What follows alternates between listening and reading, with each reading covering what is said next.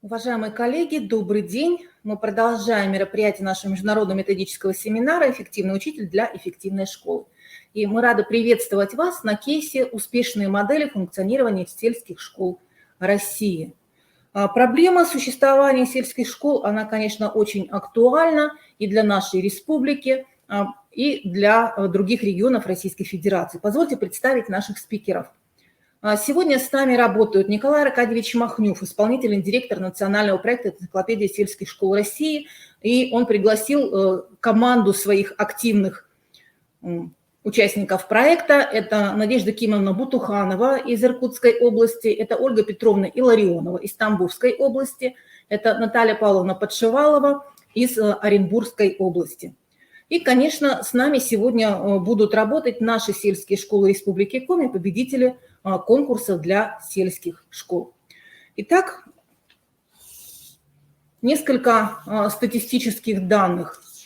Мы с вами видим, что более половины школ, общеобразовательных школ в России находятся в сельской местности. Да, из 46 тысяч с лишним школ 28 тысяч находятся именно в сельской местности. И диаграмма рядом показывает нам, что количество школ, оно постоянно сокращается. Да, если в 2000 году было около 70 тысяч школ в России, то вот на конец 2018 года их осталось 28 тысяч сельских школ.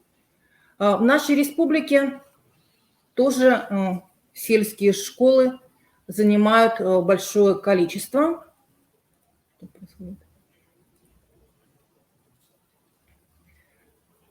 В сельских школах работает около 10% всего молодых педагогов, 20% педагогов, которые находятся в предпенсионном возрасте, и около 70% это пенсионеры. Это, конечно, удручает нас в некотором смысле, да, и для того, чтобы поднять статус сельской школы, был создан вот этот проект «Энциклопедия сельских школ России», и та программа «Земский учитель», которая сейчас проходит во всех регионах Российской Федерации для привлечения молодых учителей в сельские школы, и не только молодых учителей, да, для привлечения новых кадров в сельские школы. Все это, конечно, действует. На следующем слайде мы видим статистику по сельским школам в Республике Коми.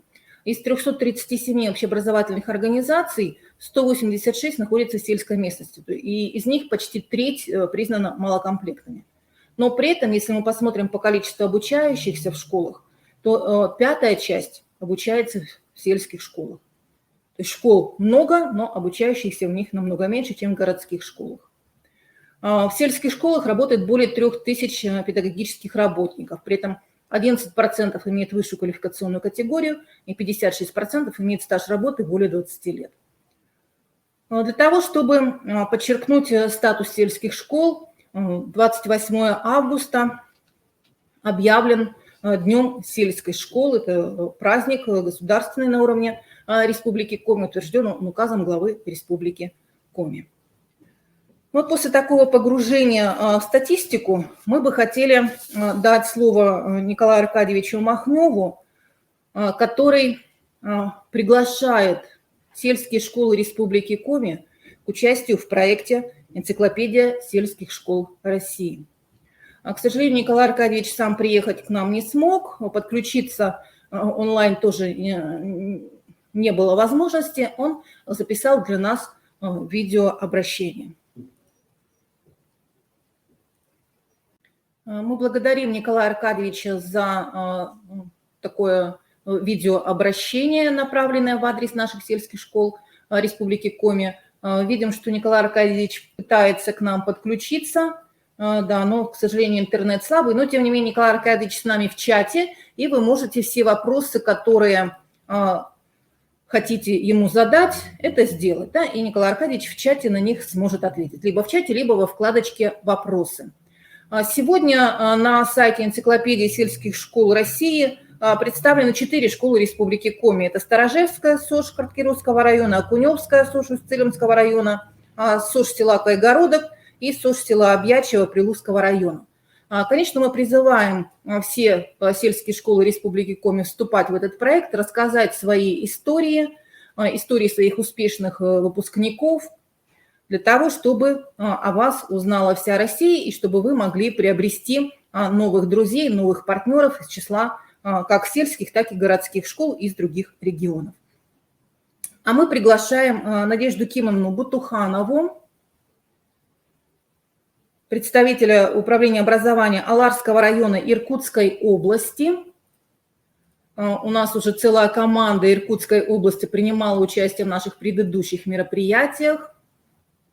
Надежда Кимовна, пожалуйста, подключайтесь к нам. Рады мы вас видеть. Добрый день. И слышим хорошо. Пожалуйста, вам слово о вашей замечательной модели агробизнес-образования, как вы реализуете в своем районе.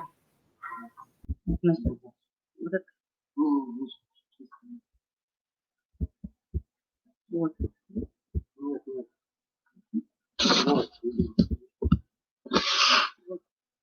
Нет.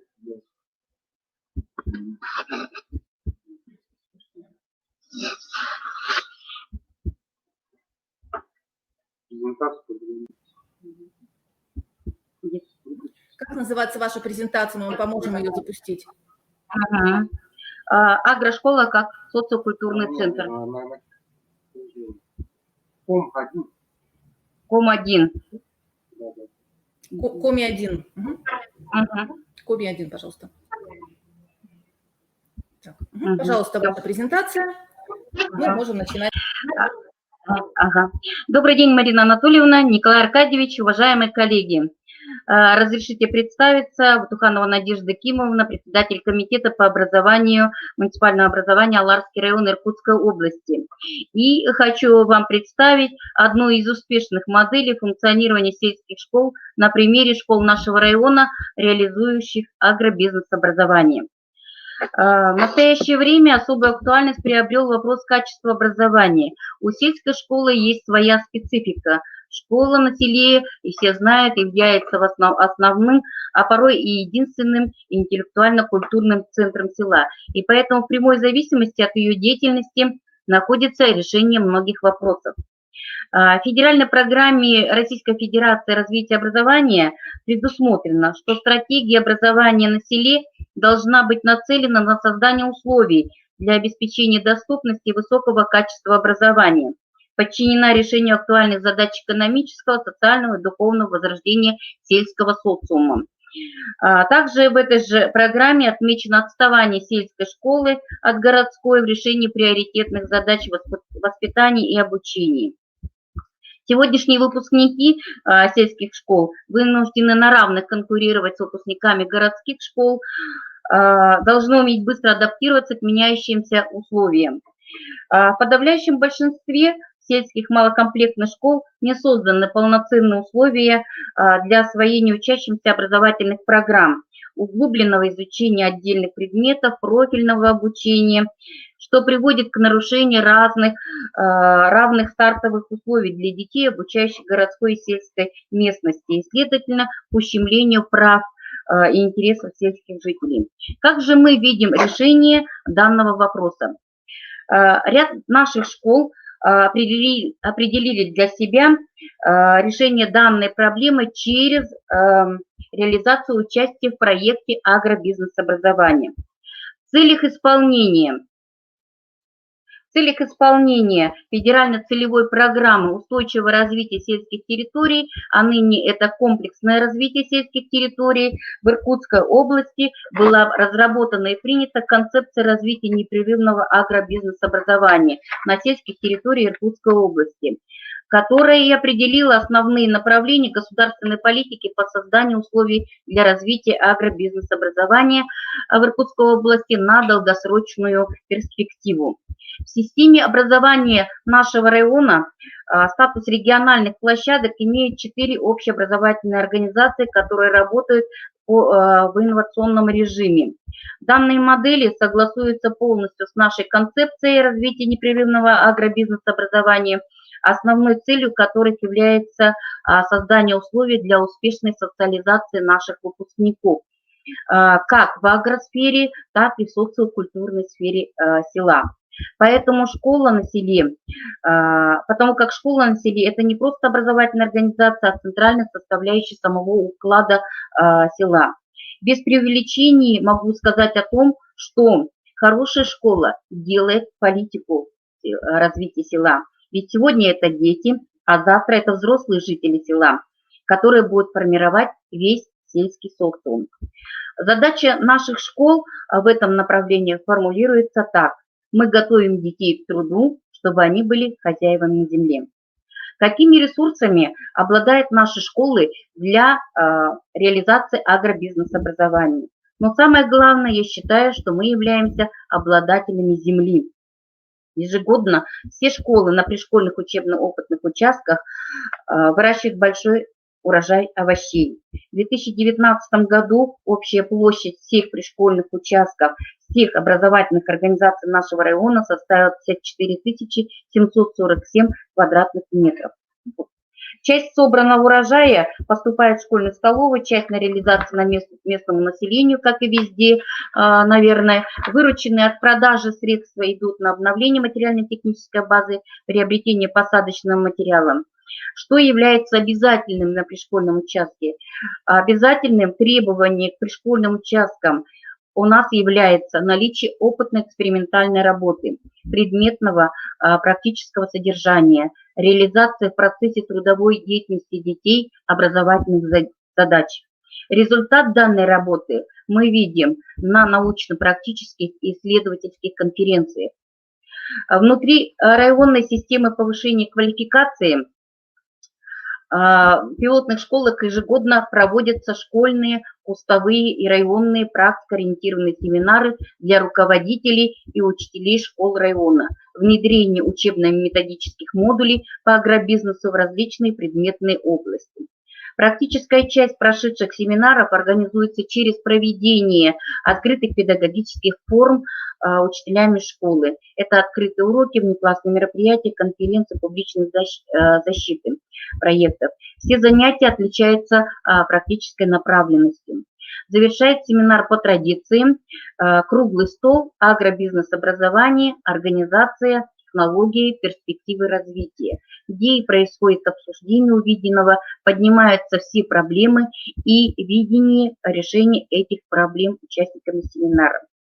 Важно в следующий момент, нужно понимать, что высокое качество образования практически невозможно обеспечить за счет потенциала одного образовательного учреждения.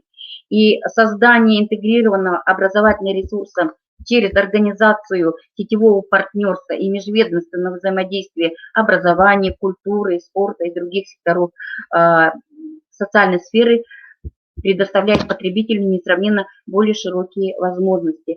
Поэтому в рамках социального партнерства наши школы сотрудничают с образовательными организациями высшего и среднего образования. Кроме этого, также нашими партнерами являются, социальными партнерами является администрация района в лице комитета по сельскому хозяйству, филиал Россельхозцентра, центр занятости населения. Потому как главный подход реализации проекта агробизнес-образования является объединение интересов власти, местного сообщества и образования, взаимного понимания важности данного направления. Администрация нашего района также заинтересована в развитии агробизнес-образования, так как есть понимание, что данное направление есть основной ресурс развития села. Региональным координатором реализации данного проекта является ресурсно-методический центр непрерывного агробизнес-образования регионального института кадровой политики, непрерывного профессионального образования. И что хочется отметить, что этот центр у нас действительно оказывает реальную организационно-методическую и информационную помощь. Данная модель инновационного образовательного учреждения на селе реализуется с предшкольной подготовки и проходит через всю систему общего и дополнительного образования. Во всех детских садах и школах имеются учебно-опытные участки, на которых проводятся наблюдения, демонстрируются понятия, закладываются первые практические навыки. Внесены во все образовательные программы изменения и приложения в эти программы. Так, в школах района обязательным предметом является сельскохозяйственный труд, спецкурсы, агрохимия в школе, сельскохозяйственное растениеводство, химия в сельском хозяйстве, основы предпринимательства, основы крестьянско-фермерского хозяйства и так далее. В рабочие программы учебных предметов введены модули сельскохозяйственной направленности. Занятия внеурочной деятельности и дополнительного образования представлены учебными курсами, разработано множество проектов на уровне среднего общего образования, формирование необходимого комплекса всех знаний, умений, навыков к осознанному выбору профессии сельскохозяйственной направленности осуществляется в ходе изучения общеобразовательных предметов, практических и лабораторных занятий, проектной деятельности, социальных практик. Ожидаемыми результатами является разработка и защита бизнес-планов, защита проектов по организации собственного дела, получение прибыли от продажи рассады овощей и овощной продукции, выращенной участниками проекта, разработка и воплощение дизайнерского решения по благоустройству территории школы, проекты по оформлению приусадебного участка, развитие партнерских отношений с сельхозтоваропроизводителями различных форм собственности. В среднем звене по сетевому взаимодействию и на основе внешнего совместительства часы технологии мы отдаем агропромышленному техникуму. И поэтому выпускники на пороге школы имеют уже рабочие специальности по тракторист и водитель категории С. Благодаря нашим социальным партнерам стали обязательны в рамках внеурочной деятельности участие обучающихся в профессиональных пробах, научно-практических исследовательских конференций. Вся эта работа планомерная привела к тому, что обучающие наших школ стали добиваться высоких результатов, став победителями, призерами региональных этапов всероссийских конкурсов. Так, ученик Бахтаевской школы стал победителем регионального конкурса «Юный фермер» в городе Иркутске и представил свой проект в Москве на всероссийском конкурсе. В 2019 году учащиеся Кыргызской школы заняли первое место в региональном этапе интеллектуальной игры «Начинающий фермер», который проходил на базе университета, аграрного университета в городе Иркутске, и представили Иркутскую область на финале игры в городе Воронеж.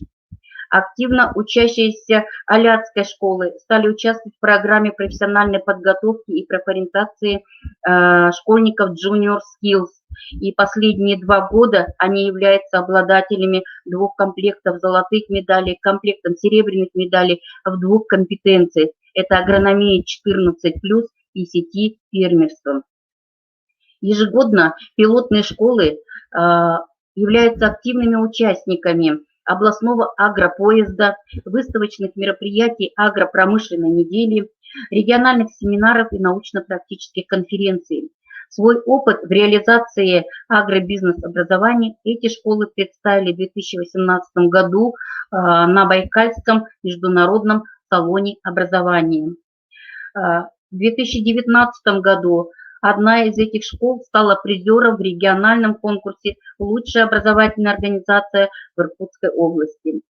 Совместное участие в реализации концепции агробизнес-образования – это уникальная возможность удовлетворить все потребности всех его участников. Такой мы видим свой опыт успешной модели функционирования системы сельской школы в реальных условиях. Считаем, что данный проект и участие в данном проекте является наиболее перспективной моделью развития сельских школ, там, где мы можем конкурировать с другими школами. И хочется закончить мне свое выступление словами: есть хорошая школа, будет хорошее село, будет село, будет Россия. Спасибо за внимание. Действительно, будет село, будет Россия, да, если есть хорошая школа, то будет и хорошее село. Спасибо, Надежда Кимовна, за такое интересное выступление. Я думаю, что, опять же, наши школы Республики Коми изучат опыт школ Иркутской области и для себя много нового интересного возьмут на заметку и в своей практике применят. Я думаю, что они смогут обращаться к вам за помощью, да, за консультацией, и такие вот дружеские связи мы с вами будем держать. И я думаю, что наша школа тоже будет включаться в проект и энциклопедия сельских школ России, и включаться в реализацию Будем очень. агробизнес-образования. Да. Задумки у нас есть. Теперь мы видим, как это реально можно сделать, каких результатов реально можно добиться. Спасибо большое. А мы приглашаем Наталью Павловну Подшивалову. Коллеги, если вопросы у вас есть, вы можете писать в чате, можете писать во вкладочку «Вопросы», и наши гости ответят на них. Наталья Петровна Подшивалова к нам подключается.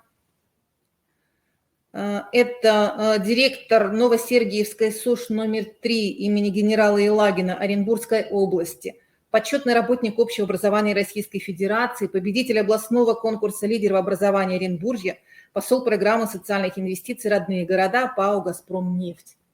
Пожалуйста, Наталья Павловна, вам слово. Сейчас вашу презентацию мы постараемся подключить. Так, мы вас видим, звука пока не слышно. Так, звука не слышно. И видео тоже отключилось.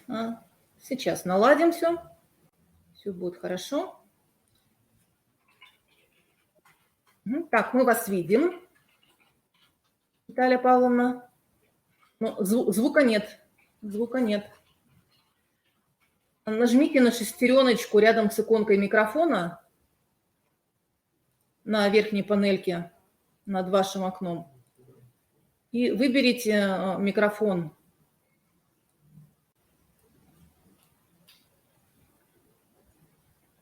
Так, сейчас мы еще раз попытаемся это сделать. Наталья Павловна выберет необходимые настройки.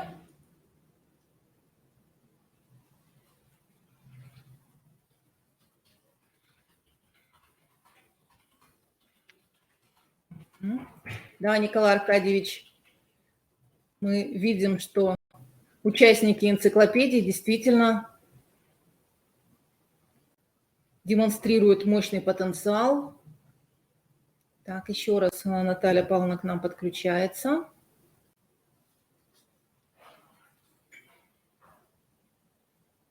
Угу.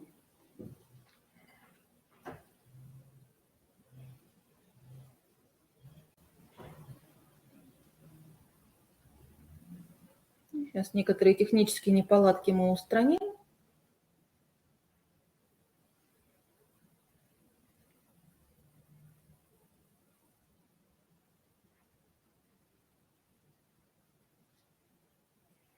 Так, коллеги, предлагаю, пока Наталья Павловна сейчас технические свои проблемы решит, мы с вами посмотрим видео выступление Ольги Петровны Илларионовой, директора Татановской СОШ Тамбовской области. Она является сопредседателем Центрального совета Общероссийской общественной организации Ассоциация агрошкол России и членом Бюро Центрального совета Общероссийской общественной организации Всероссийское педагогическое собрание.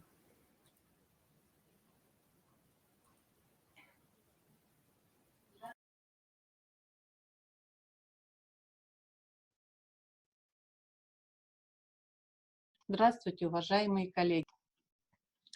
Мне хотелось бы сегодня рассказать вам, как реализуется профессионально ориентированное образование в агрошколе в нашей школе. Мы являемся межрегиональным ресурсным центром школа агробизнес Тамбов. Мы являемся федеральной стажировочной площадкой для 21 субъекта Российской Федерации. 32 школы и 11 учреждений СПО нашего региона находятся за счет ранней профилизации школьников.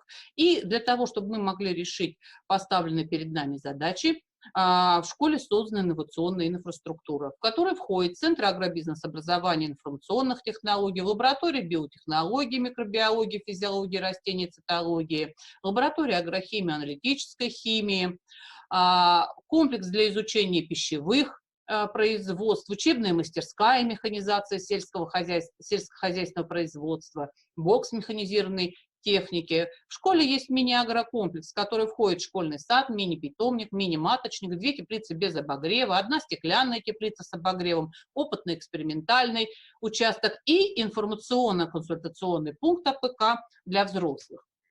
Вот на этом дереве хорошо представлена модель реализации агробизнес-образования в нашем образовательном учреждении. Обучение у нас начинается с детей дошкольного возраста, группа кратковременного пребывания, дошкольной подготовки. Здесь идет ранняя профориентационная работа в сфере сельского хозяйства, и также продолжается она в начальной школе. В основной школе идет предпрофильная подготовка.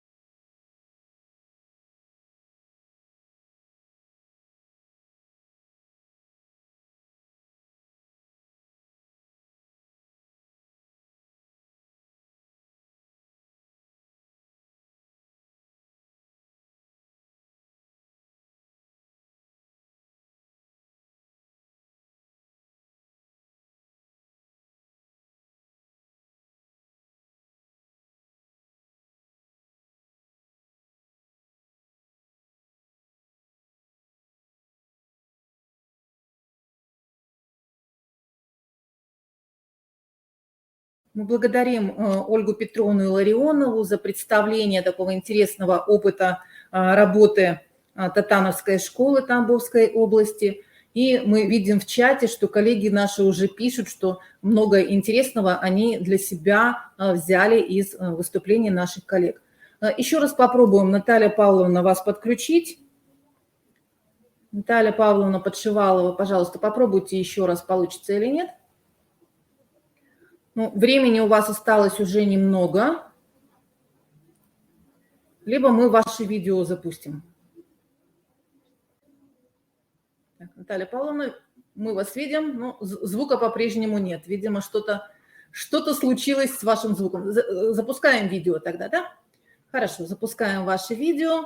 Коллеги, если вопросы к Наталье Павловне есть, пожалуйста, в чате пишите. Она рада будет ответить на ваши вопросы.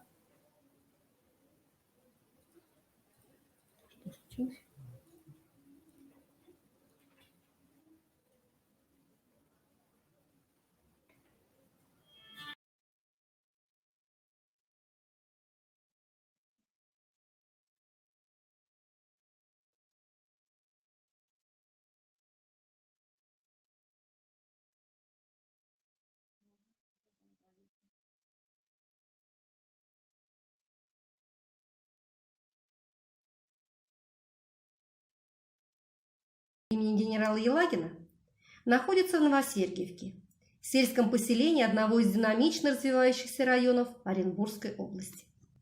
Школа была образована в 1907 году как одноклассное училище для детей-железнодорожников Ташкентской железной дороги.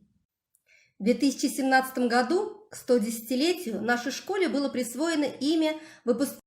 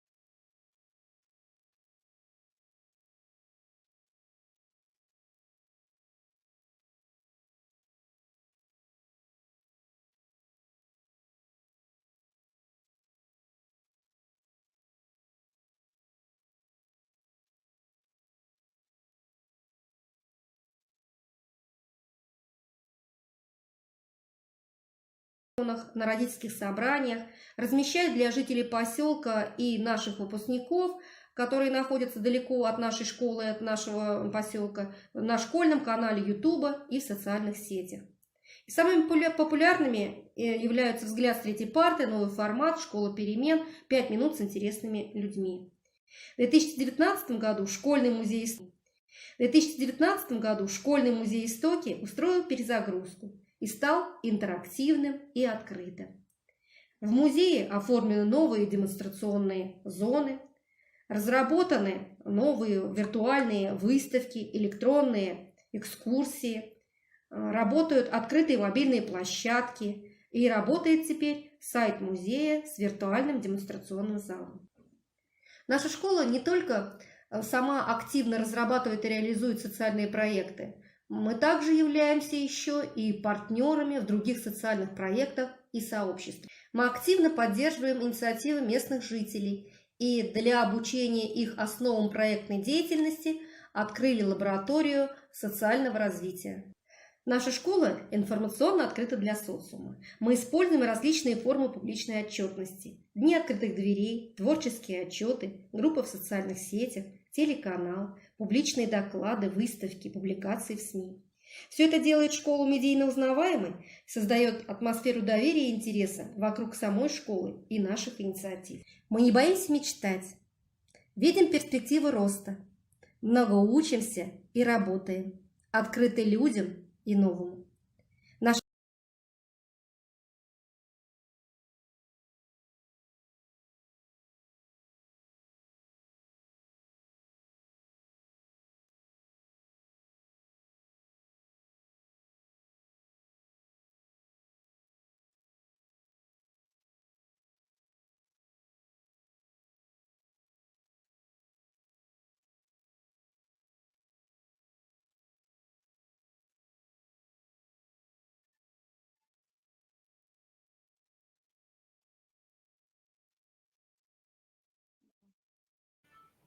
Наталья Павловна, мы благодарим вас за такое содержательное видеовыступление. К сожалению, вот не удалось нам с вами пообщаться вживую, но тем не менее, если у коллег будут появляться вопросы, да, они всегда смогут обратиться к вам, и вы всегда сможете им помочь, поддержать и направить, да, в нужном русле их деятельность.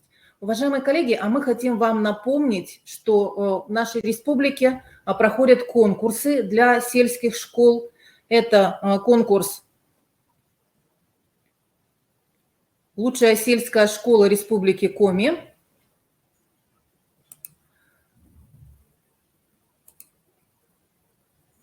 в котором могут принять участие муниципальные общеобразовательные организации, находящиеся в деревнях, селах, поселках сельского типа, и внесли уже изменения в документацию по просьбам школ, находящихся в поселках городского типа, которые тоже могут принять участие в этом конкурсе. Уважаемые коллеги, прием документов идет до 29 мая. У вас еще есть возможность принять участие в этом замечательном конкурсе, который дает вам широкие возможности, о которых вы можете посмотреть в видеороликах победителей конкурса. В чате у нас представлены ссылки на видеоролики победителей конкурса.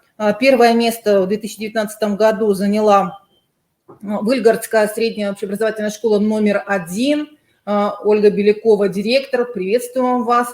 Рады, что вы сегодня с нами. И второе место в этом конкурсе в 2019 году заняла школа поселка Мутный Материк. И, конечно, мы вас приглашаем к участию в конкурсе топ-10 лучших сельских школ. Также еще идет прием документов. До 31 даже мая у вас есть возможность документы на этот конкурс подать. Пожалуйста, воспользуйтесь этими возможностями. И у нас представлены также ссылки на видеоролики победителей этого конкурса 2019 года. Первое место заняла средняя школа Йодвинская из Ударского района. И третье место заняла школа села Пажга. с видеороликами вы можете ознакомиться по тем ссылочкам, которые выше в чате у нас даны. Наталья Павловна, мы благодарим вас за вот ту ссылочку, которую вы в чате нам сейчас еще раз скинули. И, конечно, мы будем приглашать вас на другие наши мероприятия. Мы благодарим Николая Аркадьевича Махнева и всю его большую команду за то, что они демонстрируют нам лучшие образцы, лучшие практики, как в сельской школе стать школой эффективной, как стать успешной, как стать лидером села. Спасибо всем участникам нашего кейса. Мы благодарим вас за активное участие. Если у вас еще будут вопросы, вы можете в чате пообщаться с нашими гостями. Чат будет еще доступен. А мы переключаемся на